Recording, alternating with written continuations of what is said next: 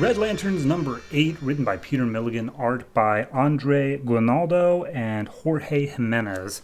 Last issue we left off with Jack Moore crashing onto Yzmalt as a Red Lantern, distracting Atrocitus as he was being attacked by Abysmus, and Abysmus shoving a giant spike through his chest, seemingly killing him.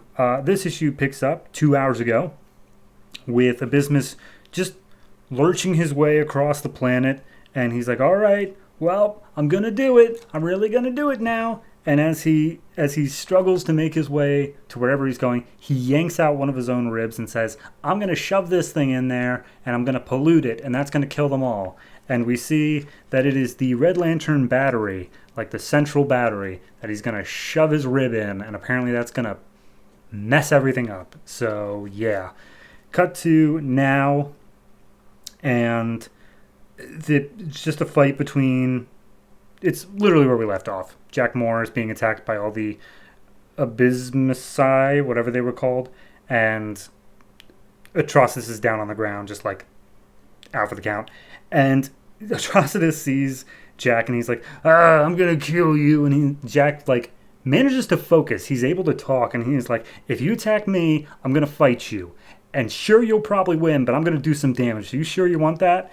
And Abysmus comes up, and he's like, are you talking like full sentences? That's weird. Anyway, what's your name? And Jack tries to say Ja, and then he just spits out Rancor. So that's his name now, Rancor. So we see this weird like black energy coming out of his Red Lantern ring, and he feels weak and sick. And he's like, well, Abysmus is like, yep, that's it. It's all started. The mighty leader will fall as well.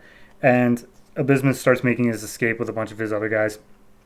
And Atrocitus, with the giant spike still in him, is like, oh, don't let him get away.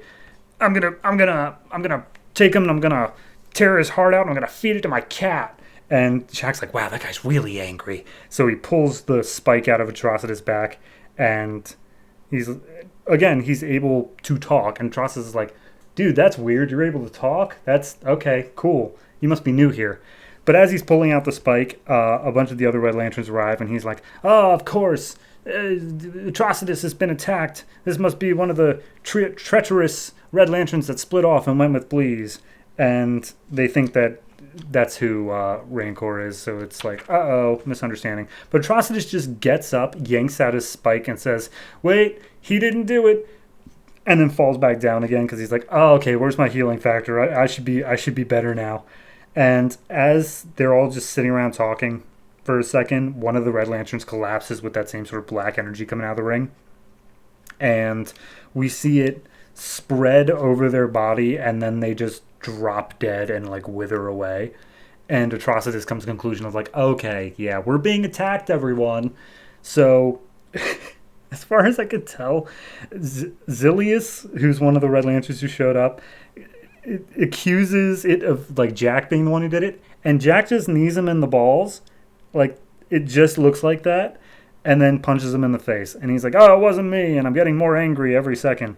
And as he's getting more angry, and all the Red Lanterns start like piling on him, he uses that rage to make a construct out of his ring, and it's this giant hulking like blood-looking monster.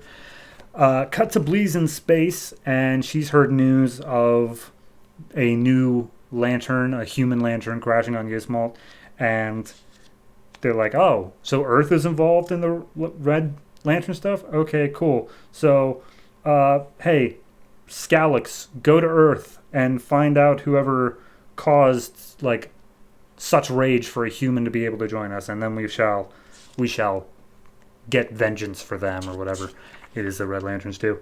And then cut to Earth, where the guy who caused him to get so enraged, the guy who killed his grandfather, is being interrogated by Guy Gardner, who basically comes up and grabs him with a construct and be like, okay, tell me everything you know about that guy. And he's like, well, his name was Jack Moore, and I totally didn't kill his grandfather. It was self-defense. And Guy's like, right, got it, you're a dick. Anyway, bye.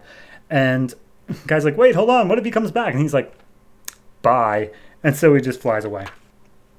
We cut over to a ship that the Abysmus and his legion has overtaken, and Abysmus is like, "Have I ever told you how I came to be?" And his little guy's like, "Yes, master, you've told me numerous times." "Okay, well, let me tell you again." And then he recounts his origin of like, oh, he Atrocitus molded him out of scattered bones and skin of travelers, but there was some fatal flaw in Abysmus that made him useless to Atrocitus' purpose. And so then he was brought back from the dead by someone even more powerful than Atrocitus, who we don't get the name of yet. But when he did so, his terrible flaw had been poisoned out of him. I don't know what any of that means. But then we cut back to Jack, who's wielding his Red Lantern construct to attack the other Red Lanterns who are attacking him. And he's like, "Oh boy, I don't know how long I can keep this up. The only person who could have saved me was that big ugly guy who had the spike in him. Where did he go to?" And then we see Atrocitus making his way over to the Blood Ocean. He's like, "Right, yep, there was a prophecy about this. Something about a weakened poison lantern and a flawed Red Lantern. And I remember this. And how did it end? Oh, that's right. The Red Lantern has been destroyed. So the central power battery is nearly all but dead, completely like melted looking, and yeah, the Red Lanterns are on their last legs apparently. A lot happened, big issue. I think the little detour into Bleeze and the little detour into Abysmus's origin probably unnecessary, but the rest of it I liked. It all felt pretty natural. I think the guy stuff, especially since they introduced him, I think 3 issues ago, I think it's been flowing pretty well there. So, yeah, no, overall, I like the issue. It's fine. Art-wise, it's also great. I think most of it is, I don't know, I think most of it might be Jorge Jimenez, but it's very hard to tell. Regardless, it is very good. You can tell where the differences in art are, though. So, yeah, I'm going to give this one I'll give it a 7. I think it's good. I think it's a fine story. It didn't set up any mysteries, and it just upped the stakes, which is fine. I think it's just, okay, now the power battery's gone. That is the thing we're dealing with right now. Instead of whatever Bleeze is doing, instead of Jack Moore's stuff, we're just dealing with, okay, the Red Lanterns are literally all about to stop existing. How are we dealing with that? And I'm good with that. Sounds like a good story. So looking forward to the next issue.